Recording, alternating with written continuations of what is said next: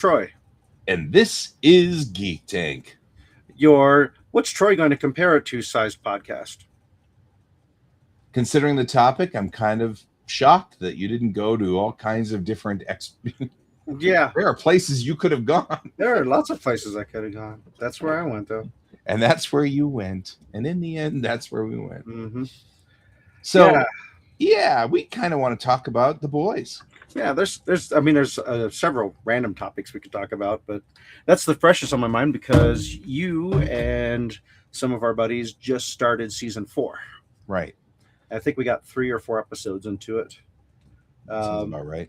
so what's your so anybody watching this who's not seen the boys? There may be spoilers regarding season 4 and previous, since we're going to talk about it. So beware. If you have something you'd like to add in about the boys or such, there's the comment section right there next to the side. Um, Right. so uh, I think there might have been only one jump scare, maybe not even one jump scare out of the episodes we watched. I can't Yeah, I remember. mean it was actually relatively light. They still haven't killed off the one that I don't like. Yeah. What if they never kill that person off? I've got an issue. Yeah, then you have an issue. I have an issue Hey, with it. hey Brent. Awesome. Good evening. Hey, Brent. um. So, yeah, I mean, the one of the things is, of course, I'm not particularly fond of the character that explodes heads. She's not my favorite character. Not because there's anything wrong with the character. Actually, the character is fine. The actor is doing an awesome job, but she explodes heads suddenly out of the blue, and it's irritating. Mhm. But yeah, other than that, I find, first of all, I think the funniest part is I think we saw 3 or 4 of those episodes or something. It's because it was very familiar for a while. Then it stopped being completely familiar at all. So I think Mhm. we sort of started progressing through and then got stopped by whatever and then moved to something else, and et cetera, et cetera, et cetera. But yeah, I think it's interesting where they're going and how they're progressing. Mhm. But oddly, I had an interesting not relationship issue, Revolution. but Revelation. revelation, yeah, about about Homelander because of the scenes that Homelander's going through. Mhm. And again, mild spoiler alert, we've got some not generational, we got some childhood trauma that we're going through with Homelander, which oddly made me realize, and interestingly, that there are other kinds of traumas that we do sort of have to kind of work our way through as adults, that we just kind of have to work through our childhood traumas. Mhm. And I was fascinated by the thought process that kind of I was having with that. I was like, oh, okay. Kind of thinking about it. I was like, there is definitely like a lot of us that suffer from these why do I keep wanting to say generational traumas? I'm stuck on generational trauma. Okay. But I mean childhood trauma. Two completely different things. Natural. Hmm. So found that interesting. Yeah, I think one of the things you were pointing out is how one of his concerns is having gray hairs, and you're like, I've had gray hair forever. I know. That cracked me up. Well, and the funny part is the commentary about getting older, and I went and looked him up, and the actor is only 3 years younger than me. So the actor of Homelander is only slightly younger than me. Which, again, looking at me and looking at him, you wouldn't guess, but only because of my gray hair. That's it. If I dyed my hair black, you wouldn't sit there and say, gosh, guy sure is old. And it's amazing how much gray hair affects that, affects that sort of thought. And yeah, Brent, I actually had heard of that through, oddly, the Star Trek channels. Because, for those of you who are not aware, the actor that plays Huey is also Boimler in Lower Decks. So he's actually a established Star Trek lead. Has Claudia Dumit been in Star Trek yet? I'm sorry? The wife, has she been the Oh person? yeah, no, she hasn't that I'm aware of been on Star Trek yet, but that doesn't Okay. stop them. That won't stop them. Mm-hmm. Yeah, well, you can clearly tell in the scenes that we were in their exchanges that they had back in season 2, 3. I can't remember now. I think it was 3. That before it was obvious to Huey that she was a villain, they had a lot of relationship stuff going on between them. Even though he wasn't dating her, they clearly had a chemistry. So I Right. could see with the amount of time that the actors would have spent getting that down, that they would have actually got to know each other in real life. And then, like, you're interesting, I want to be with you longer. Yeah. Can I have more scenes with her? She's cute. Yeah. HR HR. guys being creepy again.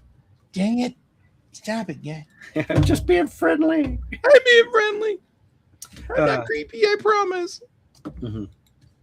Yeah, so I guess hopefully our next gathering we can get through the rest of season 4, which will then lead us into season 2 of Gen V. Yep, that's so. Oh yeah, we should probably quantify that for our little get together. That's what we're doing, is we're trying to watch Gen V in order. Mm-hmm. So we're putting it in its correct spot. Right. So we'll need to have our new person say, "Hey, you should go watch all of season 1 of Gen V while you've got 2 weeks to prep for it." Right. Right, because that is a fair point. Yep. I've caught up to where we were last Friday because I'd started rewatching The Boys again after it had finished, and just like putting it on in the background kind of thing. Mm-hmm. And so then when I got to where we were again, I'm like, well, I've already just watched this last Friday, so I guess I could stop now. Right. Should I watch this again? Yeah, I'll wait. I'll wait until I can get it with the commentary by the actors. Or the commentary by your friends who are sitting next to you, because we do a lot of commentary. Yeah. We are known for that. But yeah, so that's our current geek stuff that we're jumping into. This weekend was the World Crokinole Championship up in Tavistock, Ontario. Did you fly? No, I was going to. There was just a couple of too many. There's a few too many logistic problems. Were you really going to? I was sitting here like making snarky commentary. I'm actually pretty impressed that you were going to go. That would have been cool. Yeah, it was up until 2 months ago. Like, I started planning it like 5 months ago that I was going to go. And then when we got closer, I was like, oh, these things just aren't going to align right, because we have family graduating up in New York, and the timing of having to go there is too close to the timing of going here. And so it's too much travel. Right. That's fair. So my goal is to go next year. Okay. Okay. Because what's interesting about it is you could be the world's worst crokinole player, and as long as you spend it's like $25 to get into the tournament, you're in. That is kind of cool. So there's no qualifying to get into that tournament. To get past the preliminaries, you have to win. Right. So if you suck, you're probably not getting past those first like 10, 12 games. But you get poutine. But you could get that without playing crokinole. Oh. Well, there's a long story. I'm entertainingly leaning into this whole I travel the world on my stomach thing. Mm-hmm. Did you get to have poutine? Were you up in Canada? No, because I was on the other side, and apparently that's not a thing. I don't know. Anyway, also I really wasn't. I didn't. So it's a funny thing. I am a very picky eater, and have been all of my life. And so, as one of I'm tired of my brain doing stupid crap that it's not supposed to do, that I don't want it to do. I'm trying, whenever I go a place, to eat the thing they're famous for. Mm-hmm. There's some stuff that I'll never be able to get. Haggis is just not something I think I'll be able to get around to. Mm-hmm. But things like poutine, or I mean, and there were things in Japan that I finally drew a line. I was like, I'm not eating this. I tried really hard, but I'm not doing it. But that's one of those things that I'm really trying very hard to just stop being stupid about. I'm tired of my brain. Yeah, I mean, all the ingredients of poutine you've had, and I'm pretty sure you like. You like Exactly. brown gravy. You like cheese curds. You like French fries. Exactly. So all of it seems like something that I would enjoy. So it's been funny because I've kind of been leaning into it to try to help my brain get over it. But it's been particularly cute because I've been doing stupid stuff that's funnier. We were we were pimping the Iacon thing at Fan Expo. So I was working the Iacon table. And for those of you who've been here long enough, you know that Iacon is native run. So it's run by the natives. And so because of that, there's all kinds of, native cultural things that occur there. Well, one of them was last year, they brought the people who do fry bread in from the powwow. I love fry bread so much. It's one of my favorite things. But if you've ever been to Colorado's powwow, it's really hard to get the fry bread there because the lines are insane. They're everywhere. Everybody loves the fry bread. So I don't have fry bread that often. I have to be extremely patient if I want to get fry bread, and usually I don't have the patience of that. So I've been excited about the fact that we got the fry bread people to come to Iacon because, man, there's never a line. Like, I can just go over there and pick up fry bread the entire convention long. And I do. I'd like gorge myself on fry bread. So this has been a thing that we were we were sitting there talking about it. And the other guys were like, yeah, well, I mean, this is the way that this convention goes. And it's artist centric and da-da-da-da-da. And I'm like, and they have fry bread. Mention the fry bread. We should mention fry bread. Did we mention fry? Going on about fry bread. It was just really funny because I'm not usually the kind of person who's an adventurous eater to begin with, but I've been trying. I've been really trying hard to push my noodle to stop being stupid about stuff. So I'm pretty excited about that. That actually kind of makes me happy. But yes, it was so there was that whole thing about fry bread. So that's my story about fry bread. Yeah, it's just it seems interesting how every culture has their pita. Right. There's a version of pita everywhere. There's a version of pita for every culture. Yeah. Well, and other cultures do, but really the natives are the ones that are the best, and that's just the way it goes. So there. Yeah. So now give us our money for sponsorship. Like bread's like fry bread. I mean, like really, right? Like fry bread's so good. But I grew up on that, so I'm like, I loves fry bread. This was a thing that me and my mom, your mom, used to do all the time. Was go to the powwow. That was our thing together. That was like, I remember doing that when I was little, and so I've been going to powwow for years and years and years and years. Even though, as we have made this commentary many times, I'm not native, and so it doesn't matter. Once was a time where I thought I was native, but turns out I'm not even remotely native. But that's okay. I support the culture. Well, I think that's something that a lot of white people have discovered, because I remember my dad, which doesn't work as well. No. But I'll say his mom. His mom. There you go. That side of the family were promoting this concept that there was somehow Native American blood through that era, through that side. And my wife, who is big into genealogy, has since disproven that theory. Right. That's exactly what happened with us. And it's the family line was discovered that it had there's no native at all in it. Yeah. I wonder why that is pushed so hard from the families from the 60s and 70s. I don't know, because my mother was really big on it. Like, she thought it was true. She thought it was absolutely true. And I actually, when my sister and I did the genealogy on it, we tried everything we could to figure it out, but there just isn't. There's no. We don't even have even the telomere of it. So I mean, like we don't. There's nothing in our family. We're almost exclusively Scottish Irish. And so we tried, but luckily that happened after my mom passed away, so it didn't affect. I mean, I guess didn't upset her. Didn't upset her. She lived that belief system, and that's all right. It's interesting that actually the trope actually has a name. It's called the Cherokee Princess trope. Yeah, it's so known that that was one of the jokes that the announcer at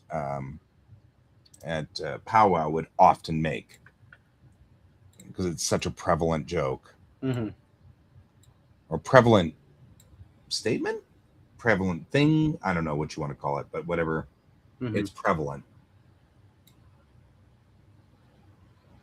Yeah, I don't know. I mean, if you were to look at my sister in her 20s, you would believe it because of the cheekbones, the complexion, the dark hair, all of that.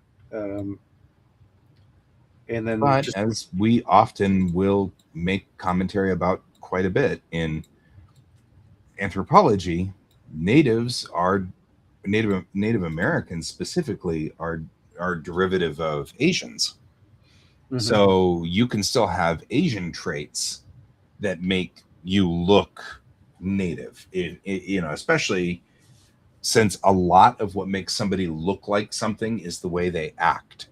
And it's like not really a spoken thing, but there's a lot of, I mean, obviously we get to a point where there's like no way you could possibly act one way, but you know, if you look Asian-esque, you know, and act American, sometimes that can read as very much that. Just an interesting thing. Did you ever get around to getting to check out any episodes of Reservation Dogs? What was it called? No, I never did. I mean to. Everybody talks about it, like especially at Powwow and stuff like that. So there's a lot of discussion. Yeah, it was really well done, and from what I understand, the Native community like gave it the seal of approval as far as authenticity. Yeah, that's what I've been hearing too. It's very authentic. I've been meaning to watch it. I'm not the leading expert on authenticity in Native culture, obviously. Right, but it's still interesting to watch. Yeah, I mean, I've been around Native culture a lot, so yeah, I'm sure there's a lot that will crop up that will be familiar to you. Right? It was like, oh yeah, that happened. Oh yeah, that happened. Yeah, sort of stuff. Yeah, always funny. It's like I knew a guy just like that. Always somebody. Yeah, I've been meaning to watch that, and I just haven't gotten around to it yet. So that's a thing that's kind of interesting as well. I started a new run of classes today. So that's okay. So I thought there was some issue that you weren't going to be able to get into classes. Did I get corrected, or was I hearing that wrong? I think you heard it wrong. Okay. No, I was grumping about something, but I don't. It's not class. Everything's normal at work. Okay. It is a normal summer. Oh, not classes as in you studying, but classes as in you teaching. Oh yeah, no, not studying. No, teaching. Okay. We, as in, you and I used to work for the same company, and right? It's summertime, and you know we run 4 days on, 2 days off. So I had my 2 days off, and now we're back to 4 days on. And this one's up in Boulder, which is kind of nice because at least I have air conditioning. And then I go back to Wheat Ridge where we were having real problems. It was getting up into the upper 80s in the classroom. I was starting to become dizzy. And I already don't do terribly well in the heat.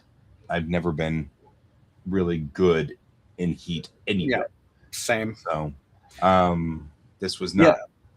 That's the Highlands resident area was having a weird issue with their air conditioning over the past several months when I was last there, that it wasn't working in the classrooms.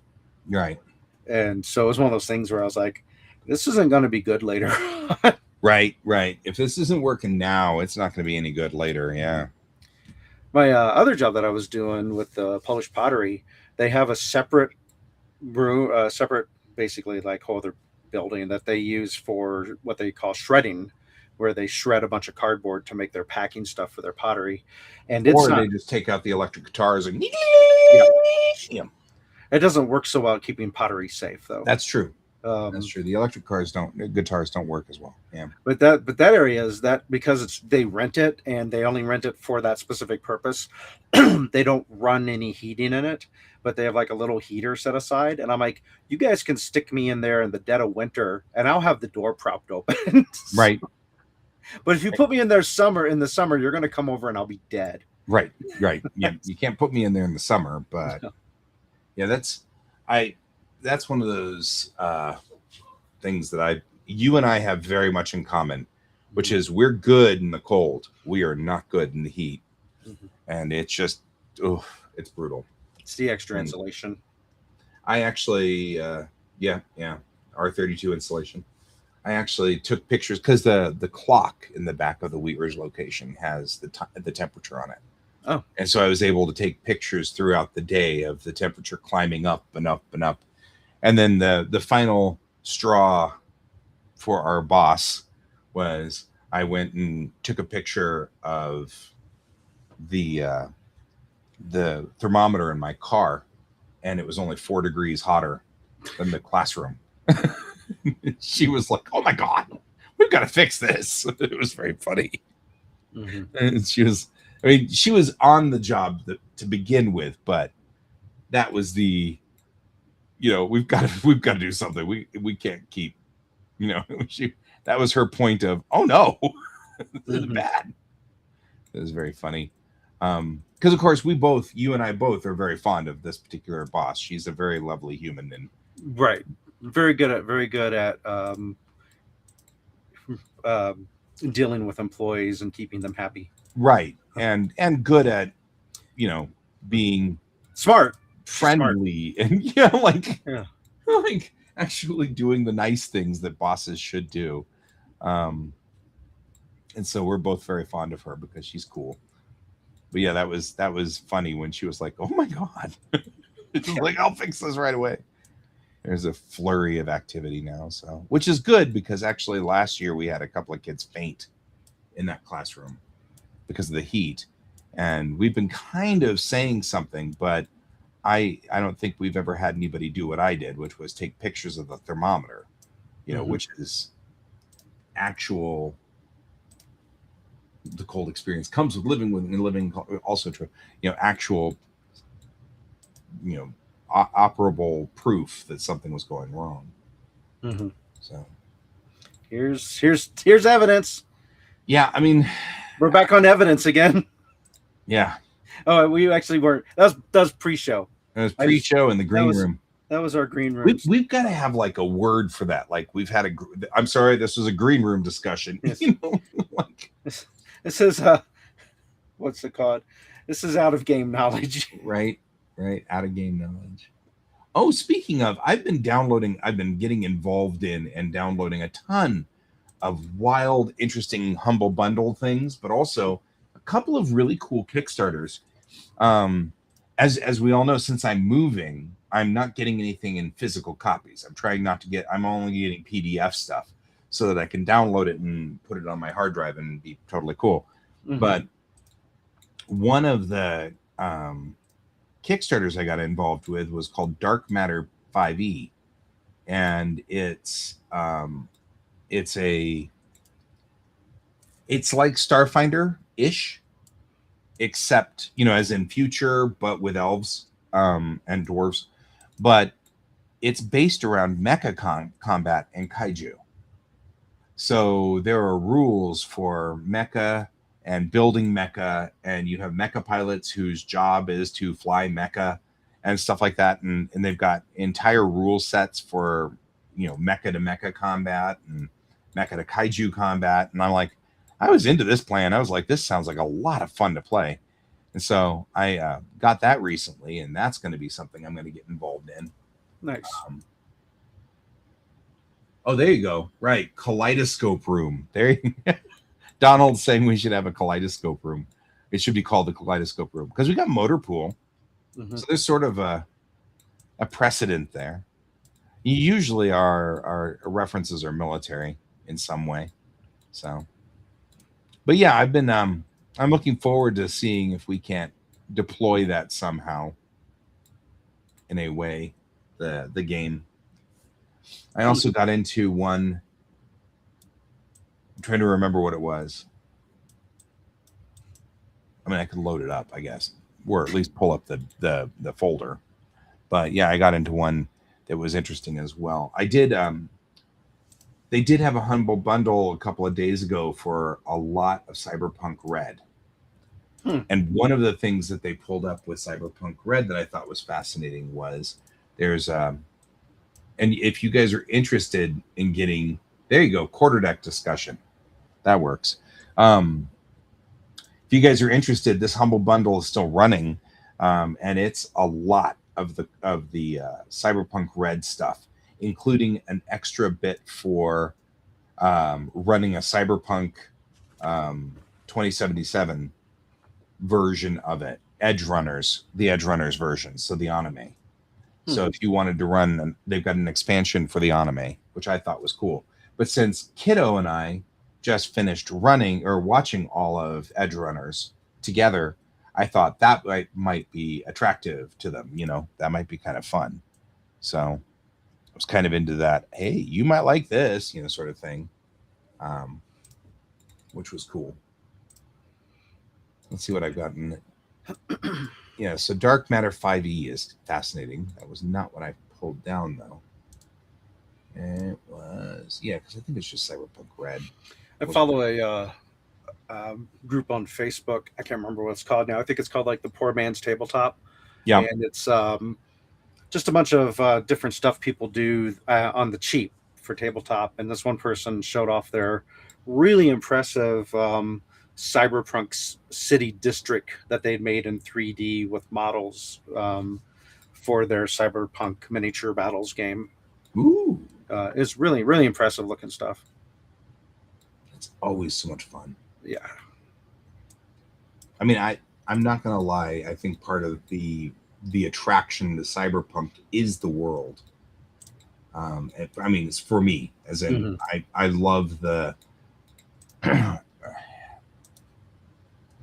Oh yeah, Brent back the Dungeon Crawler Call set. Yeah. Oh yes, and after discussing Dungeon Crawler Carl, a buddy of mine, who typically does reviews and things like that, did a review on it and said, I'm going to do something very different. I'm going to suggest the audiobook over the book. And when it comes to Dungeon Crawler Carl, he's recommending the audiobook because it's really, really well done. And so I was like, all right, well, I listened to it, and sure as the world, it is. It's amazing. The guy who did it is a phenomenal actor, but moreover, for the longest time, I was like, I think there's all these other people in this that are doing acting work for this particular audiobook, and they're not giving him credit. They're just saying that this dude's doing it. What about all these other people? Turns out he's all those other people. Like, he's so good that I actually thought that there were other actors, because there's no way in my brain that he could have made those sounds. And he did. He's the one, you know, like he does Princess Donut's voice and does all of these other, you know, like pieces, and I'm like, it's actually really amazing. Yeah. One of the members of the Denver Crokinole Club who really likes the book series made the same recommendation. He said rarely does he recommend the audio over the book, but in this case, he highly recommends the audiobook over the book series because it's so well done. And I have been reading the book series at night, obviously, when it's not appropriate for me to be doing the audiobook, because that would just keep me awake. So, oh yeah, Shadowrun World movie is definitely long overdue. Shadowrun was definitely one of my go-tos in junior high. I loved Shadowrun. or high school. It was a high school one. Junior high was more of the Star Frontiers. But yeah, that's yes, exactly. And it's when they're that good, it's so amazing. Like it's shockingly amazing. Like you're really good at this, which is sad to say because of course, obviously, they're really good at this. Like that's yes, they're of course they're really good at this, but it's still like wow, like that's really amazing. Um, but yeah, that's something I definitely highly recommend if you guys are going to do that. I actually started buying the audiobooks on Audible and listening to them while I was working because that actually makes for good background for working. I like to listen to things like Critical Role. Um, I'll listen to um, their series. I'm actually going back through their Craghammer series right now to kind of remember what was going on. But I like listening to them play.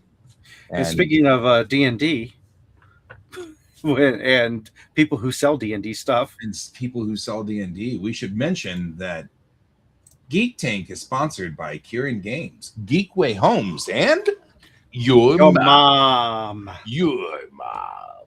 Okay. My mom would never play D&D.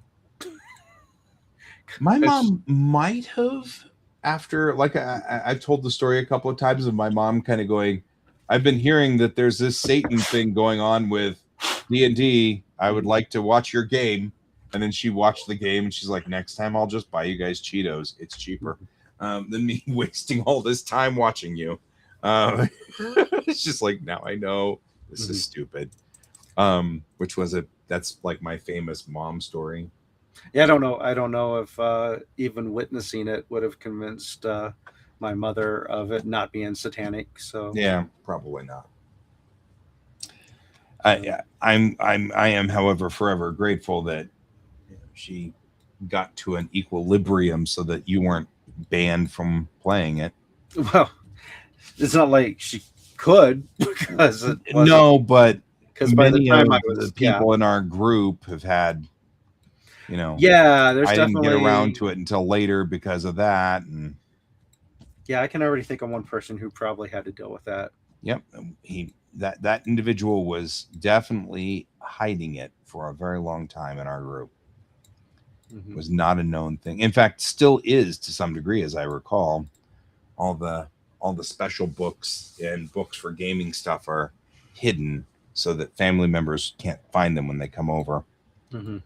It just that kind of thing is a mentality that bothers me.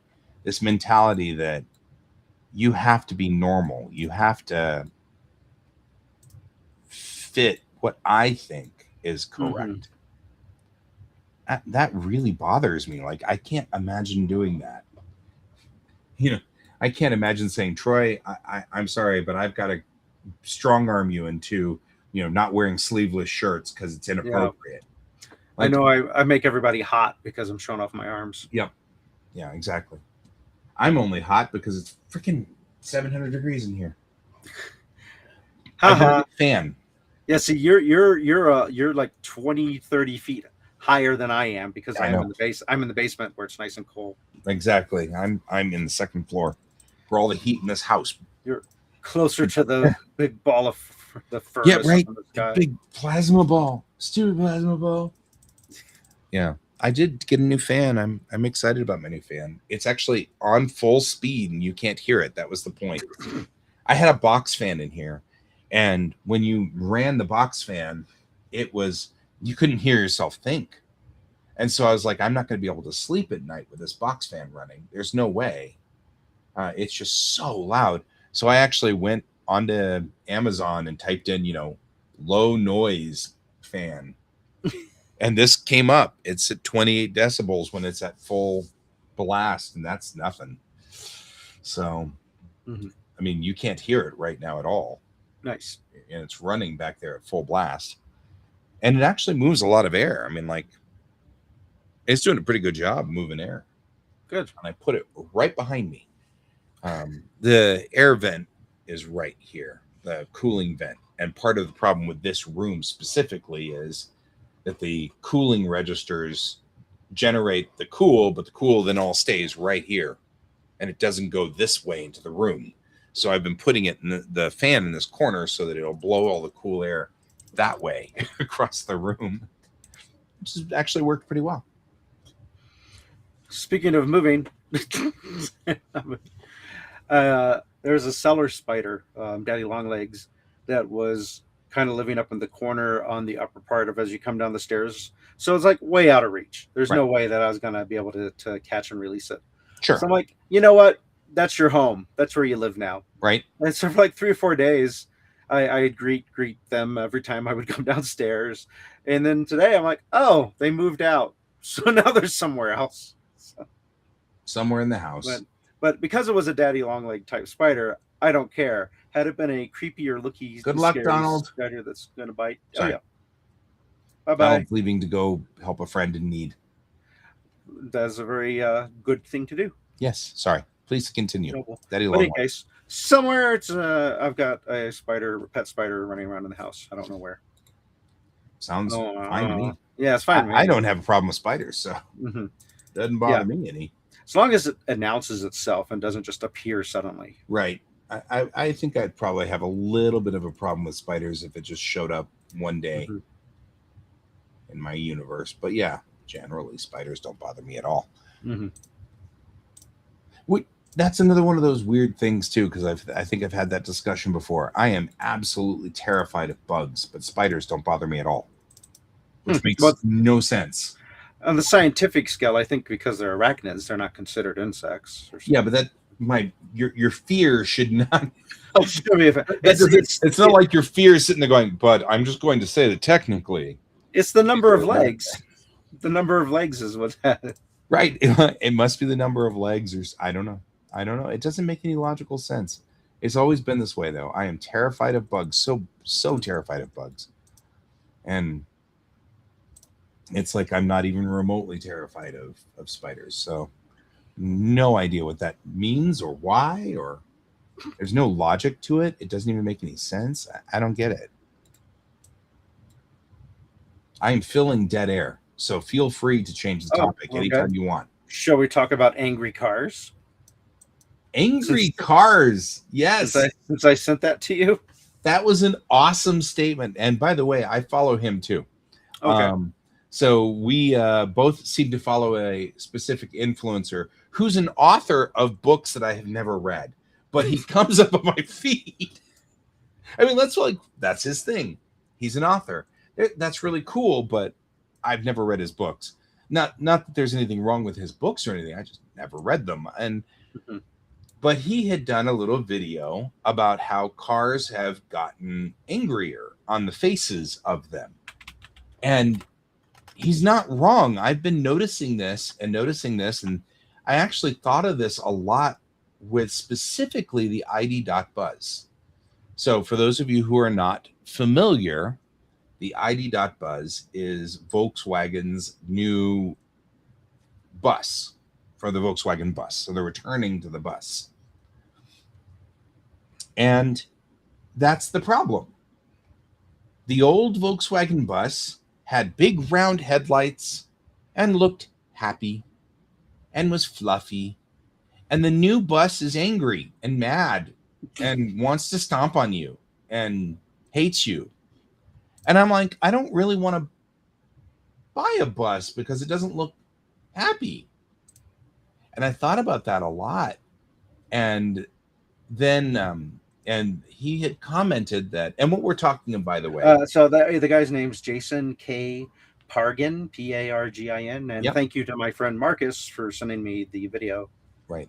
So, but yeah, if you want to look up his stuff, it's about how car manufacturers started to discover that making cars look angry, having the headlights sort of slanted down and making it sort of like a frowny face or angry face, really boosted some sales on cars. And from an anthropologist standpoint or a human psychology standpoint, it's interesting that the outward appearance that we want to give that people first have of us whenever they see us in our car is that we're angry right. and such. That was It's like, his argument. He was like, and he was making that argument. I was like, oh, damn, that's true.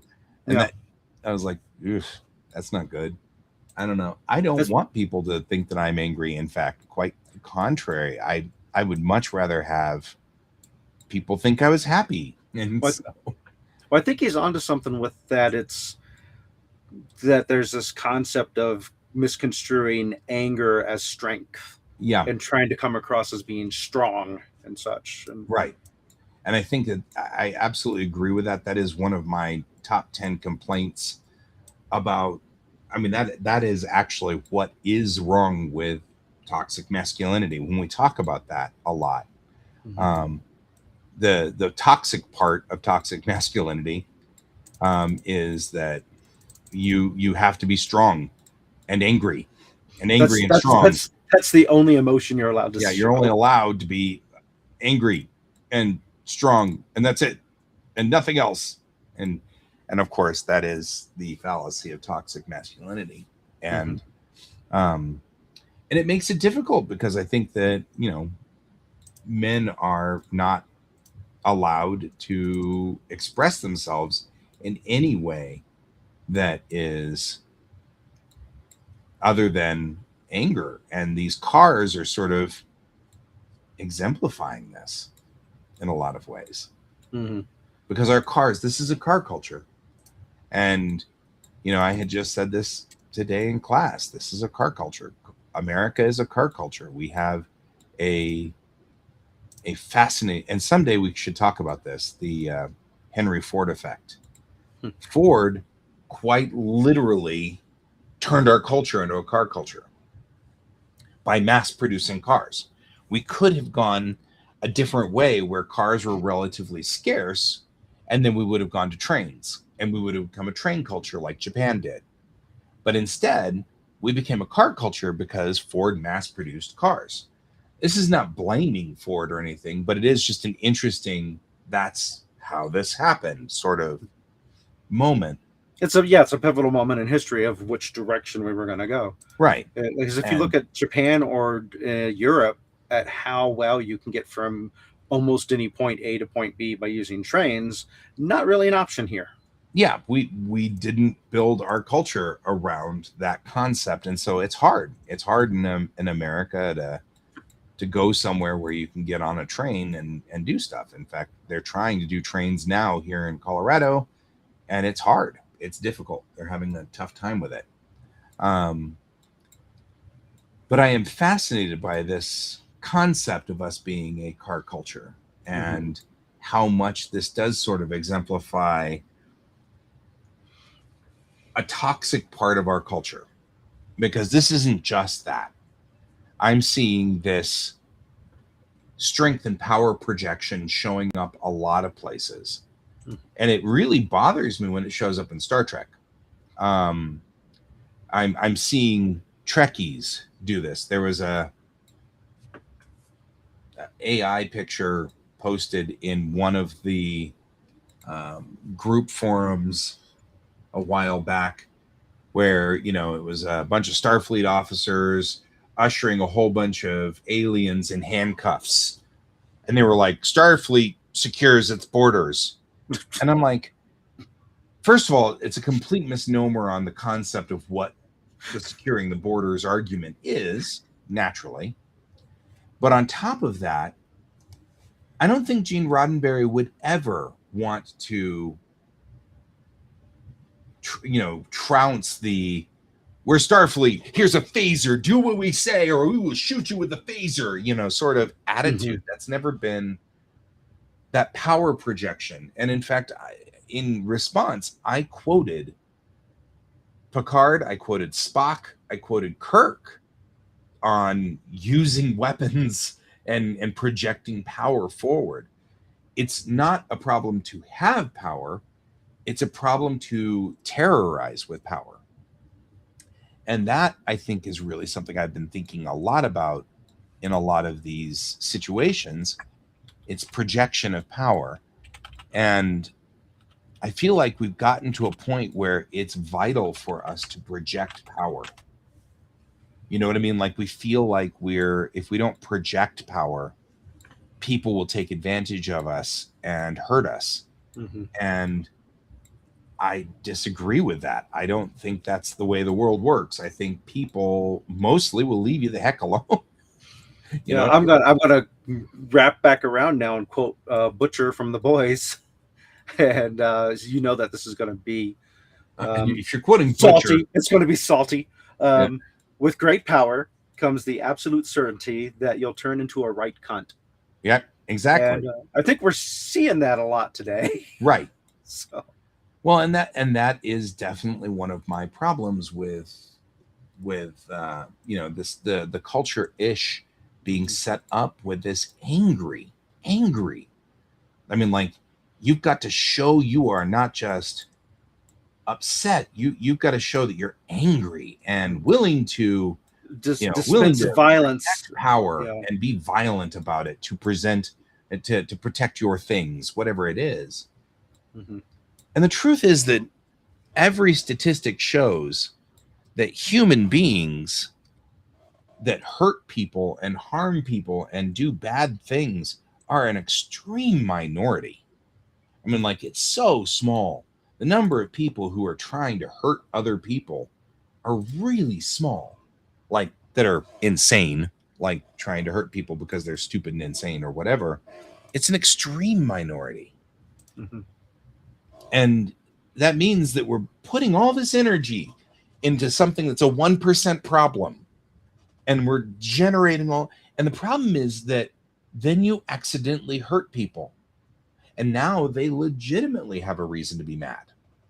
They legitimately have a reason to be upset. And now you're like, and then you have to be angry and defensive against them because they're defensive against you and you're defensive against them. And it just sets this stacking up on top of one another. Mm-hmm. Angry cars. This is what started the whole thing. Angry cars. Yeah. So People. That's the face they want to have outward to everyone. right. That you will see that they are ready to fight you at any moment, defend their position, or fight. Stay out of my way. Yeah, stay out of my way, or I will. And I'm sitting there thinking, so many problems in traffic and things like that. You and I have had this discussion before. Mm-hmm. So many problems with traffic and all kinds of things are due to people.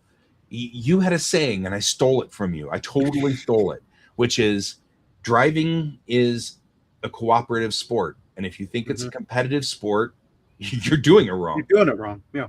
And it's like, you said that, and I have stolen it so shamelessly. I steal it all the time, and I quote you every time. Absolutely. I hope more people drive that way. Right. Because when you go on and look at the comment section on any like car wrecks and stuff, you'll inevitably get a bunch of people saying, well, if people would drive faster than the speed limit, we wouldn't have these accidents. Right. So they're blaming the people who aren't speeding because they see the difference in their speed and the person in front of them being the problem, as opposed to the problem being that they can't drive the speed limit. Right. Something is forcing them psychologically to have to drive faster than the speed limit. Therefore, it's everyone else's fault that can't go faster than the speed limit or chooses not to go faster than the speed limit. Because legally, you can go 25 miles per hour. You can go right down to that line of 25 miles per hour below the speed limit and be legal on the freeway. Right. So you can do 40 legally on the freeway. I do not advise it because I would highly advise you don't do that. Very few people are actually going 65, which means now you're going 30 to 40 to 50 miles less than the person coming up behind you. And although it's not your fault legally, it doesn't matter whose fault it is legally. Do your best to keep from being in a wreck, regardless of whose fault it is. Right. Just yesterday, I was going around in a traffic circle, and I could tell by the speed of the person coming up on my right that they weren't going to yield to me. And if I hadn't yielded, we would have crashed. Right. 100% legally their fault because I was already in the traffic circle. They're supposed to yield to me. But I don't care whose fault it is legally. I saw they were making a mistake. I had the power to keep their mistake from causing both of us to be in an accident. So I exercised that option. Right. I have the power. Okay. That's right. We got so So much He-Man stuff going on. I just had to I everybody that I know that has seen the movie loves it. I was never huge into the cartoon, so I don't know if it'll have the same effect on me. Yeah, I'm Um, kind of worried about that too because I'm not a He-Man guy. So yeah, I'm worried that I won't like it because simply because I don't know if I particularly care for He-Man. I do want the castle popcorn bucket though, just to use as a miniature castle for I gaming. will warn you on that one. I went to see Mando and Grogu and they had a popcorn bucket with Grogu on it and it was $50. Yeah, I'm not gonna buy it because they're Yeah, I stupid was gonna say I'm not expensive. buying it. But I mean, as in if you wanted it, you could get it, but it was gonna be 50 Yeah, bucks. I could And I I was like, could buy an mm, actual castle from WizKids yeah, I probably was gonna for. say $50, you can get a better one, yeah. Hmm. So be But careful about that. I'll almost likely wait till it comes to streaming and then I might watch it. Maybe we'll watch it together and you and I can Yeah. either go, well, that wasn't bad, or whatever. Yeah, I don't Mm. know. I'm loath to get too Well, deep in that. Speaking yeah, I of mean, though, I did watch Grogu and Mondo, and I liked that quite a bit. oh, cool. Um, I don't know. There was a time that, especially one of my kids was all gun ho and watching everything Star Wars, yeah, and it's at some point their tastes have just changed because now they don't care. yeah. So I went with kid, so my kid's still enough into Star still Wars digs that it. we were fine. Cool. Um, so Yeah, I get the feeling I'll be watching the second season of Ando by myself. I'll watch it with you. I Okay. enjoyed it, so I will definitely watch it again if you want. I mean, if we can ever get through all the things we got to watch Yeah, I anyway, know we got too many things. you know, we have way too many things to watch. But still, Yep. if you want One of somebody to us watch with you, one of us needs to actually win the lottery so we can just make every night TV watching night. exactly, that'd be Yeah. awesome. It's a thing. But I did. I will say that really enjoyed non spoiler on this one to some degree, but I really enjoyed the uh, Apocalypse Now reference in Mondo and Grogu, Hmm. made in a. It wasn't Apocalypse Now. It was the. Um, it was a scene that I had been waiting for years and years and years, and it just appealed to the 8-year-old guy. It starts out right off the bat in the very beginning, so I'm not spoiling anything in the movie, but they've got the infamous sunset with X-wings rolling in the heat waves of the X-wings as they roll in, a la Apocalypse Now with the helicopters. You know that scene with the helicopters coming in, and that oh man, I was like, I think 8-year-old me just cried, Mm-hmm. you know, because it was like, oh, I've been waiting for that for years to get that, you know, that shot. Um, Someone's like, I they, love the they smell of burning Jawas in the morning. right, exactly. It's not that version of it, but it definitely Okay. was the. They definitely were leaning heavy in the we can, so we will. I liked the one of the things I will say about Mando and Grogu was that it was certainly everything we've ever wanted to have in a movie. They were like throwing it in there, Hmm. you know. So, for example, that scene that I'm talking about, it was, you know, definitely they were after the trying to get all those shots that they wish we had had when we were younger, you know. So it cracks me up because I was like, yeah, okay, I see where you're headed.